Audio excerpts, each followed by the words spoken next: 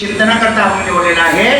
तुकाराम महाराज या अभंगामध्ये संतांच्या पुढे म्हणजे माऊलींच्या समोर कृतज्ञता व्यक्त करतात. तुम्ही संती कृपा केली गंगे चाली ओघाची. कृतज्ञता संतांच्या समोर प्रकट करतात. अर्थात जगामध्ये दोन प्रकारची माणसं आहेत. नंबर 1 कृतघ्न, नंबर 2 कृतज्ञ.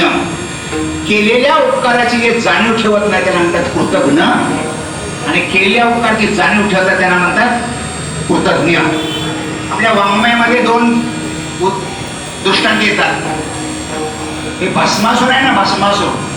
शंकराने त्यांना आशीर्वाद दिला, तू ज्याच्या डोक्यावर हात ठेवशील तो भस्म होणार. अर्थात भस्माची योजना. पण भस्माचार्याची दुर्बुद्धी झाली अशी, त्याचं डोकं फिरलं.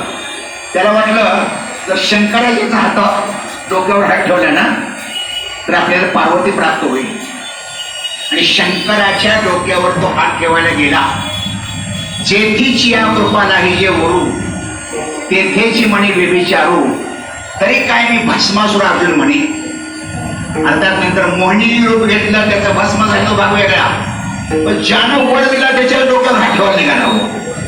काही काही माणसांना खाल्लेल्या घराचे वासे मोजतात. कृतज्ञ माणसं त्याला म्हणतात. आणि कृतज्ञ म्हणजे आपल्यावर ज्याने उपकार केलेले आहे त्याची जाणीव ठेवणारी कृतज्ञ माणसं. याच्याकरता उदाहरण दिलं जातं. तुम्हाला आश्चर्य वाटेल, शुकाचार्याने पांडवांच्या यज्ञामध्ये एकच शीत खाल्लं. ही जाणीव ठेवली शुकाचार्याने. आणि अर्जुनाचा नातू परीक्षित त्याला भागवत सांगितलं आणि 7 दिवसामध्ये त्याचा उद्धार केला. जगामध्ये दोन प्रकारची माणसं आहेत. हा जो अभंग आहे, तुकाराम महाराज संतांच्या समोर कृतज्ञता व्यक्त करतात. अभंगाचे दोन प्रकार आहेत, व्यंजना आणि अभिधा. व्यंजना म्हणजे प्रत्यक्ष वर्णन, आणि अभिधा म्हणजे नाव न घेता वर्णन केलं, त्याला अभिधा वर्णन म्हणतात. डोबार कुमाई